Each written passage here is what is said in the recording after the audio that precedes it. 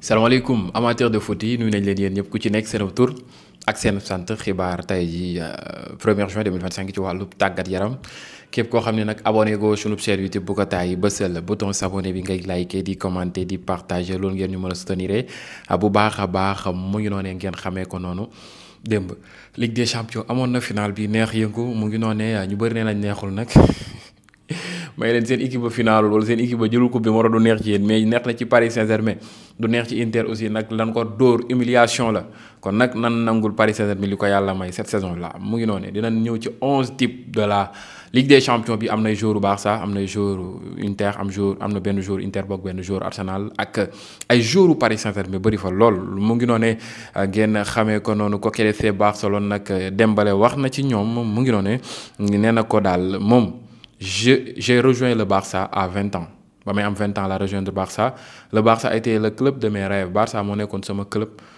bi ma bëggoon moo nekkoon sama club bi ma amoon yéene di fa dem nee na je n'insulterai ni offenserai jamais le Barça nee na du ma sa saaga wala sax di dépasser kooku di FC Barcelone quoi qu'il arrive ak lu mënti am nee na c'est le club de mes rêves nee na moom nag mooy club. ay géntam ak mbébétam club yi nga xam ne moom la yàgg bëgg a dem ci àddunam mu ngi noonee kon nag du ko mës a def loolee loolu la kooki di Ousmane Dembélé génn yey yàb bi démb nag ci match bi ki dugal 5e bi gone gi nag mu ngi am 19 ans 14 jours ñu naan ko Seny Mayulu du Paris Saint-Germain devient le deuxième plus jeune joueur de l'histoire à marquer en finale de la Ligue des champions une soirée historique à Munich moomee nag mooy mën naa ni deuxième joueur bi gën a doon xale ci histoire Ligue des champions dugal ci finalu Ligue des champions imaginez Lamine Yamal final woon bu dugal moom mooy battre record boo xam ne du neex a din nag ci ay 17 ans lay dugale final Ligue des champions du yomb waaye dese na ko déwén final Ligue des champions dina ko tombé ak mu am 18 ans kon nag mën na battre record bi à tout moment kooke ñu naan ko mën naa ni Lamine Yamal le tout premier Géorgien à marquer en finale de la Ligue des champions mu ngi noonu kooke di Kvaratskhelia mooy Géorgien bi njëkk a dugal ci finalu Ligue des champions ngeen xamee ko noonu waaye kooke di Simone Inzaghi sur la proposition de Al Hilal ou rester à Inter mon avenir on verra dans les prochains jours je vais rencontrer le club et nous allons évoluer la situation ensemble je ne sais pas si je partirai en Amérique avec l'Inter pour la Coupe du Monde des clubs mais je sais que l'on ressort plus fort des défaites et cela nous est déjà arrivé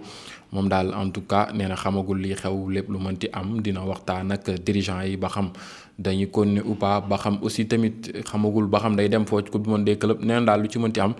après dinañ jot lépp Lautaro Martinez génn na nee na je suis fier de mes coéquipiers de mon entraîneur et de mon club on a fait une excellente saison mais si au final ce sont les titres qui comptent on a tout donné c'est une défaite qui fait très mal mais je suis fier nee na nag dafa am fierté ci équipe bam ak entraîneur am ak club bi malgré saison bu exceptionnelle bi ñu def noonu mënoon noonu terminer ak trophée yi moom mooy neexal li ni mel mais nag mënuñu ci dara défaite bi metti na leen mais en tout cas nee na nag fier na ci équipe bam bi Désiré Doué nag génn na nee na je n'ai pas de mots c'est tout simplement incroyable je ne sais pas comment nous allons fêter ça mais ça va être fou nee na nag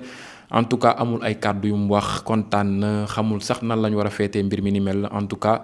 yéeme na daal kontaan na bu baax a baax Nasser Al Khelaifi nag trophée bi trophée la il a galéré depuis des années presque 12 ans ou 14 ans mu ngi ci équipe bi di jàppale di ko accompagner ci xaalis ak lépp nee na si on m'avait dit que nous gagnerions 5-0 j'aurais dit que c'était impossible avant le match quand nous sommes revenus contre Manchester City ce fut le tournant dans l'état d'esprit des joueurs nous avons le meilleur entraîneur et les meilleurs joueurs du monde nee na ku ko waxoon ne dina dóor 5-0 ci final bi avant final du ko gëm nee na nag ba ñu remonté teggee kooki di Manchester City lañ xam ne daal mbir yi yoon bi mën na gën a leer mën na gën a yomb mën na gën a am taar ci ñoom nee na nag am nañ mooy ñoo am meilleur entraîneur bi ci monde bi ak meilleur joueur yi ci monde bi daal le Paris Saint-Germain moo ko yore kooki di Nasser Al Khelaifi loolu la génn leeral ci li ni mel mu ngi noonee kookee nga xam ne moom lañ ne moon meilleur joueur bi ci monde bi di Lionel Messi moomee nag démb clubam 5-1 moom la dóor Columbus Lionel Messi nag doublé moom la def Suarez jot naa dugal ñoom ñaar jamono ji daal ñu ngi ping pong bii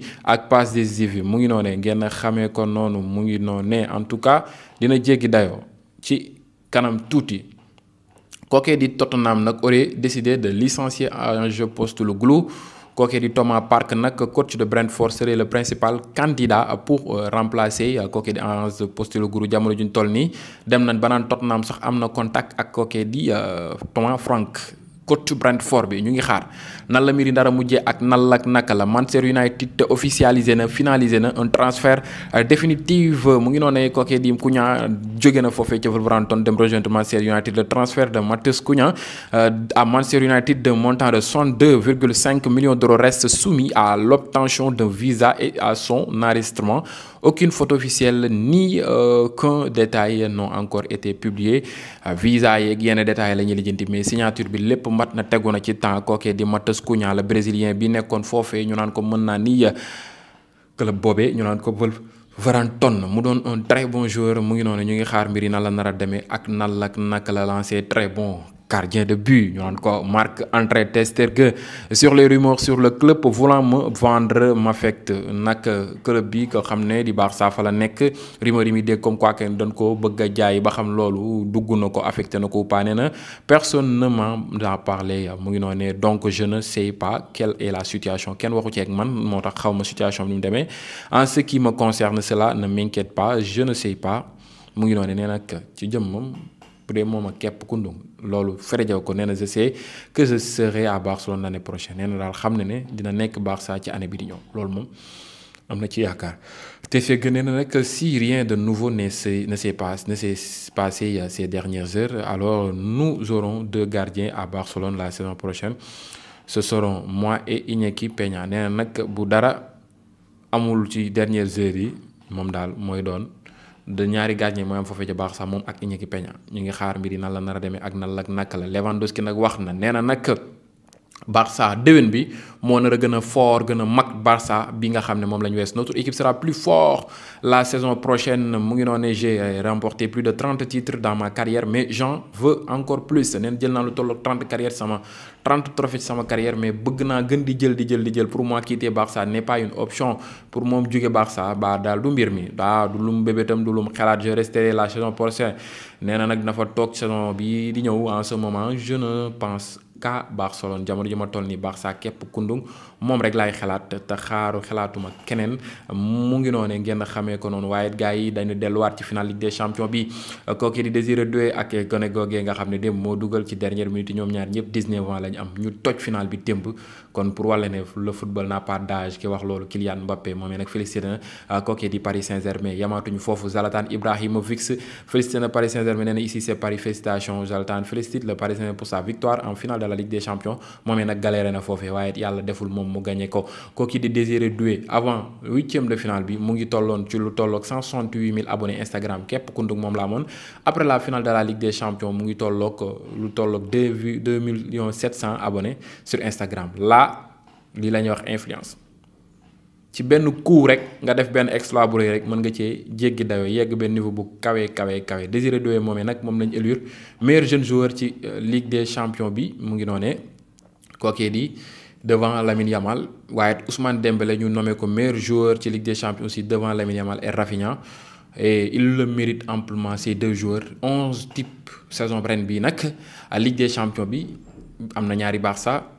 am na 6 Parisiens ak benn Interis ak benn Gunners mooy waa Arsenal ci camp yi ñu ngi fa am Donnarumma l'italien bi nekk Paris Saint-Germain benn Ngogu ci défense bi défense à 3 la ñu ngi am Marquinhos foofu